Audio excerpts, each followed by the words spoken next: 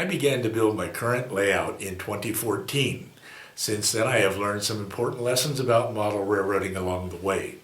Today, I'd like to talk to you about the 5 most important lessons I've learned in model railroading.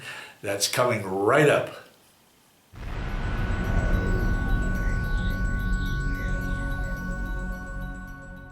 Hi, I'm Roy Smith. I've been asking myself, do we always have to learn how to build and operate our layouts the hard way?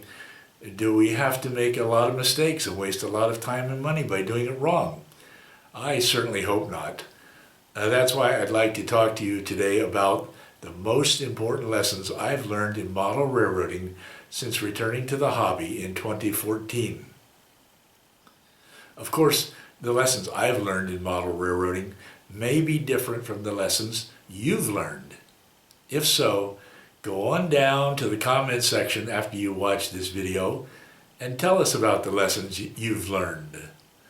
Because we can learn a lot from each other by sharing our experiences in the hobby.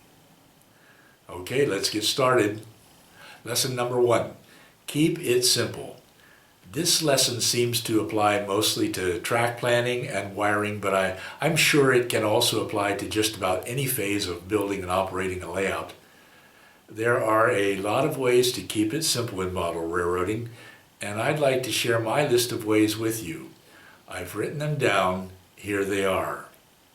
Select a geographic location and an era when planning your layout. If you do this, you can achieve a greater degree of consistency and realism on your layout.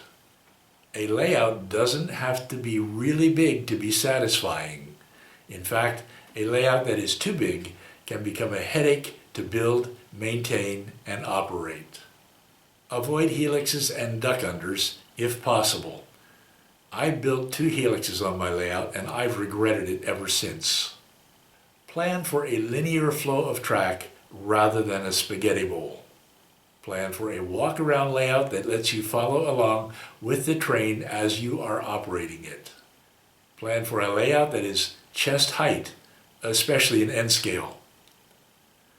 Build narrow benchwork rather than wide benchwork with track in back that is difficult to reach. Build the layout using lightweight materials.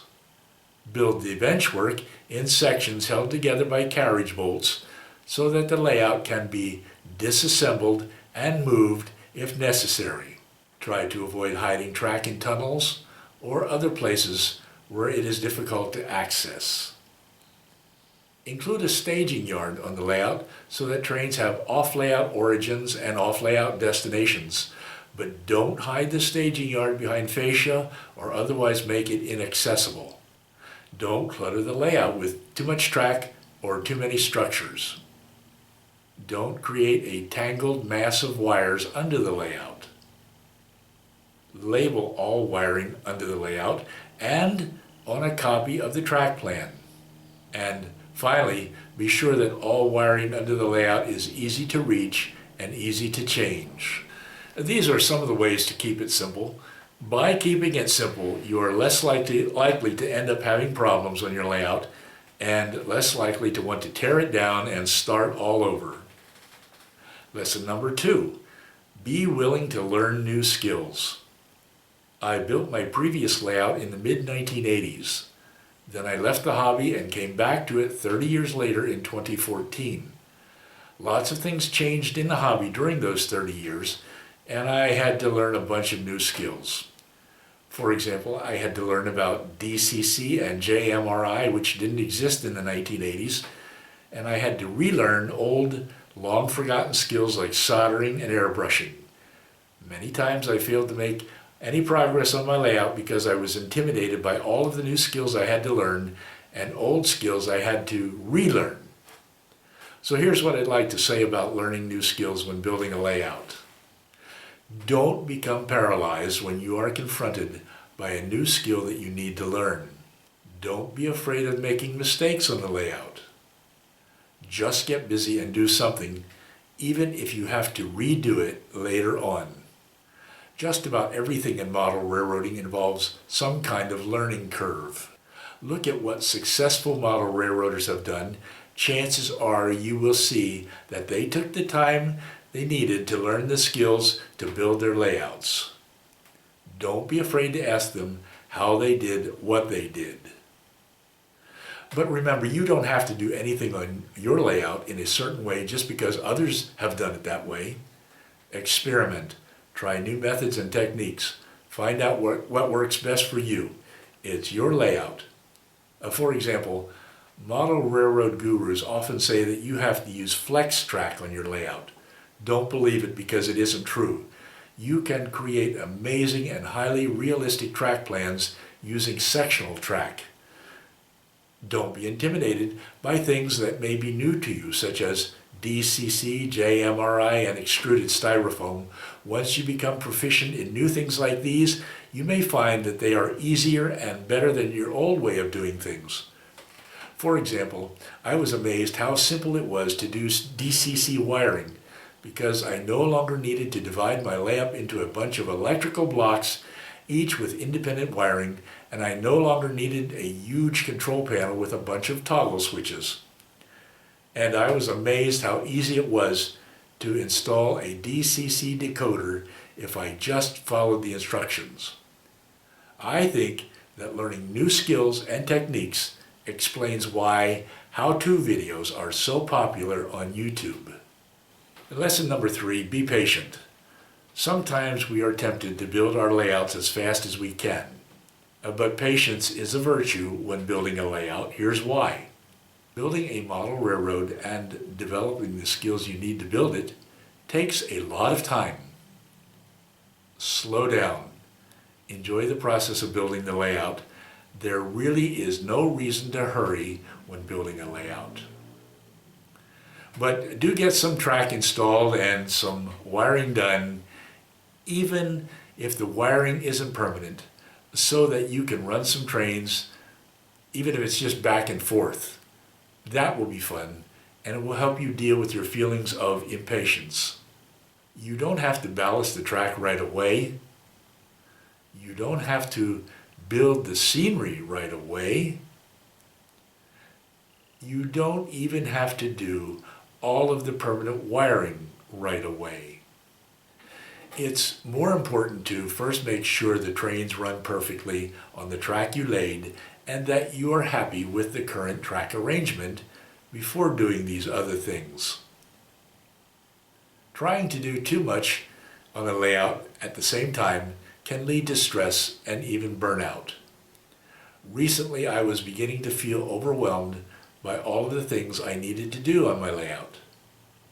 So I made a to-do list, which I told you about in a previous video.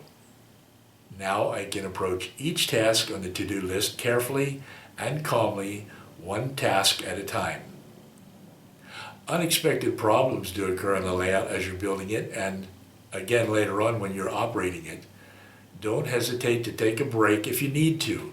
Come back to the layout later with a clear head, and then it will be easier to figure out what the problem is and to solve it. Sometimes we hurry to finish our layouts before letting anyone else see them, but as it turns out, we don't need to do this because visitors often want to see how you did it. Letting them see the bare benchwork with nothing but track on it allows them to see how you're doing it. As you patiently build your layout, keep a journal of your progress and take photos as you go along.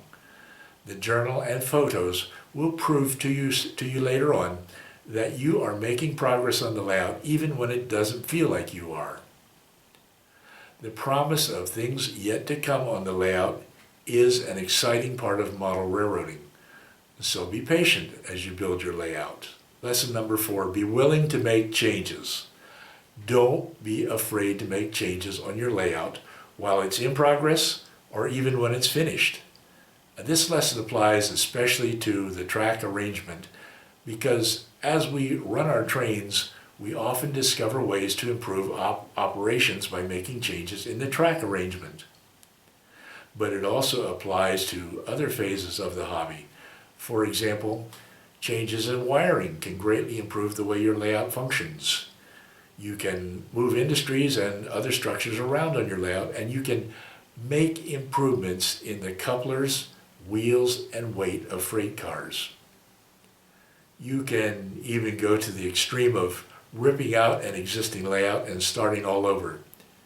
They say that a layout is never finished, and they say this because we model railroaders are always making changes and improvements on our layouts. Things don't always go as planned, and we discover things that we didn't previously anticipate. For example, I always thought that if I had created the perfect track plan, and if I carefully laid the track, then I would never need to change the track arrangement on my layout. Well, as it turned out, I discovered a number of changes I wanted to make as I operated trains on my layout.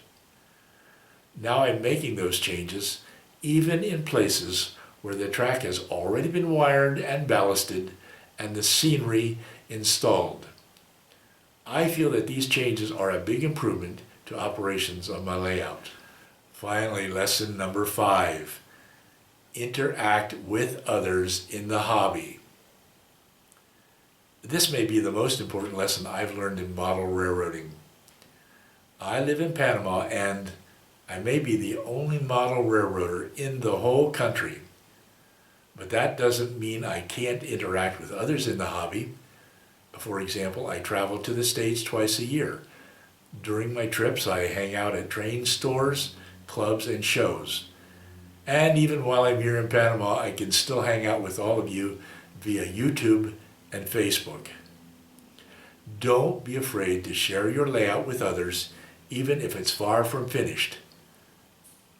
Share with others the process of building and operating your layout. Learn from others and exchange your knowledge and experience with them.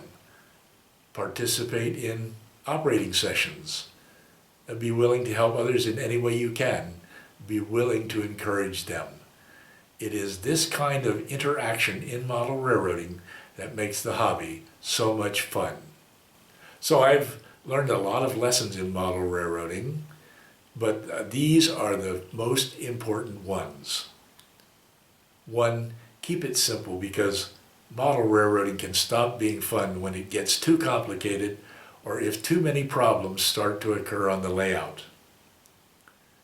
2, learn the skills you need in order to create the layout of your dreams. 3, be patient, because building a model railroad takes time. 4, be willing to make changes on your layout that lead to improvements in operations. And 5, interact with others in the hobby, because that's when the fun really begins in model railroading. Model railroading is supposed to be fun, and I know that if I do these 5 things to the best of my ability, then it will, in fact, be fun. Well, I'd like to thank you for hanging out with me today. Again, I invite you to describe the lessons you've learned in the comments section down below. Until next time, happy railroading.